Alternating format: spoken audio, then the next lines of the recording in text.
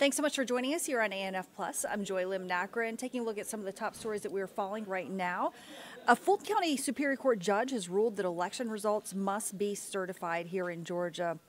The order comes as a response to a lawsuit by Julie Adams, a member of the Fulton County Board of Registration and Elections.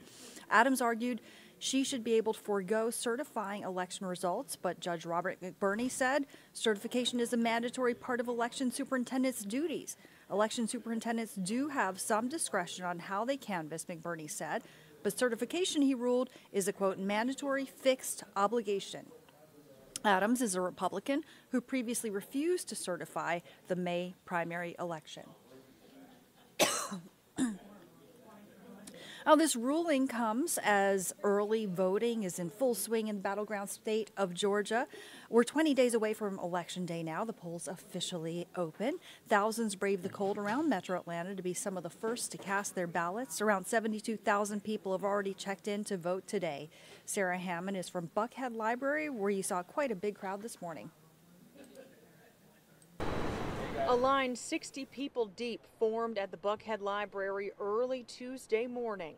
As the doors opened at 7 a.m., one by one, they went inside and cast their vote. Done deal. Rhonda Julio says she typically waits until the last minute to vote, but not this year. Feels great because I'm always the last one at almost everything. So this morning I was determined since last night to be in one of the first ones. I got here, I guess, about 6 o'clock. Don Payne was second in line for the first day of early voting. He says he was eager to check this off his list. Get it over with. You know, regardless how cold, it wasn't that bad this morning. A sentiment many of the people in line shared, and that line has fluctuated throughout the day. It died down around 8 a.m., but picked right back up again at 10:30. The window to vote early lasts until November 1st, and you can vote early at any early voting location in your county.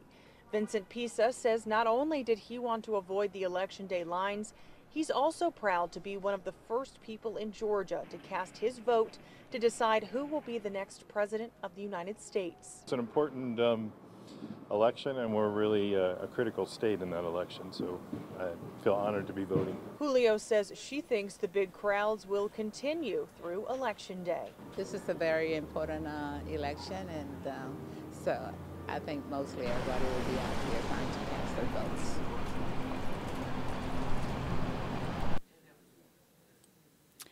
And as people flooded the polls, the campaign trail certainly getting very fiery. Top presidential candidates working overtime to get your vote, including former President Donald Trump, who will have a rally here in Georgia this evening. The former president will speak at the Cobb Energy Performing Arts Center at 7:30 p.m. tonight. He's expected to talk about the economy, particularly inflation attributed to what he calls Kamalanomics, according to his campaign. Obviously a spin on Bidenomics, which is often used to describe President Joe Biden's economic policy. Before tonight's speech, Mr. Trump will be in Forsyth County to tape an all-women town hall. And then he'll return to Georgia next Wednesday for a rally in Duluth. Just yesterday, he spoke to women in Pennsylvania, saying he wants to be seen as their protector. Here's a listen of that. You will no longer be thinking about abortion. So all they talk about abortion, because we've done something that nobody else could have done. It is now where it always had to be, with the states and a vote of the people. And recent polls show Trump trails Vice President Kamala Harris among female voters, both nationally and in key swing states, including here in Georgia. Yeah, and today is the day that former special prosecutor in Fulton County, Nathan Wade, is expected to testify before a U.S. congressional committee about his relationship with Fulton County District Attorney Fani Willis. And Ms. Willis is concerned that his testimony could jeopardize the case against the former president here in Fulton County. Atlanta News First Asia Wilson reports from Fulton County's DA's office about a letter Willis sent to the committee addressing those concerns.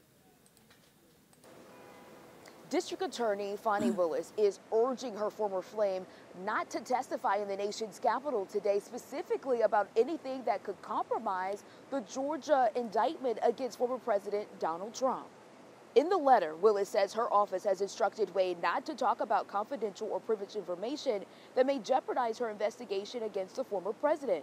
Willis states Wade has knowledge of highly sensitive and confidential information regarding this ongoing criminal matter. Willis hired Wade as a special prosecutor in the Georgia interference case after the 2020 election. Wade stepped down from the case after a Fulton County Superior Court judge ruled he would need to resign in order for Willis to stay on the case. This after both admitted to a personal relationship, and after this came to light, Wade was vocal about it. I believe that the public has, through the testimony and other interviews, the public has a clear snapshot that this is clearly just a distraction. It is not a relevant issue in this case, and I think that we should be focusing on more of the facts and the indictment of the case. And right now, we do not know the exact time Wade will testify in front of that committee, but we do know what happened behind closed doors in Washington, D.C. In downtown Atlanta, Asia Wilson, Atlanta News First. And opening statements and testimony underway this week in a Georgia murder case that gained nationwide attention. Leilani Simon is on trial in Savannah. She's accused of killing her 20-month-old son and throwing his body in a dumpster. Prosecutors unveiled new evidence about what they say happened. The defense claims this is a case built on gossip, speculation, and rumors. Reporter Flynn Snyder has more. Prosecutors telling jurors what they say were Simon's inconsistent stories to investigators about her drug use and whereabouts on the night of 20-month-old Quinton's death and following reported disappearance. She does not want to talk about her drug use that night because that contributed directly to the state of mind that she was in and relates so closely to her killing Quinton. I don't hear the love in your voice anymore. Prosecutor Tim Dean claimed Simon's fraught relationship with her boyfriend, fueled by a so-called drug bender, eventually led to the mother killing her 20-month-old in the early morning hours of October 5th, 2022.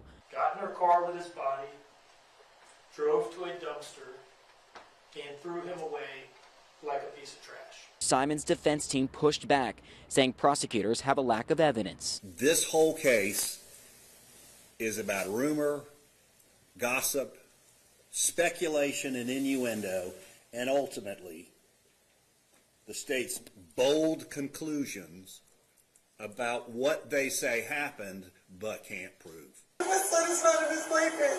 Several Chatham County police officers who responded to Simon's Buckhalter Road home on the day of Quinton's reported disappearance testified about the mother's demeanor. Did you view her demeanor as consistent with that of other parents that you've spoken to in missing children cases? No, sir, I did.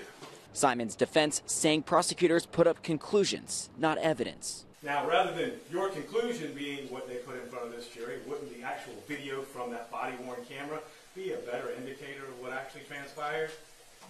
Of what I saw.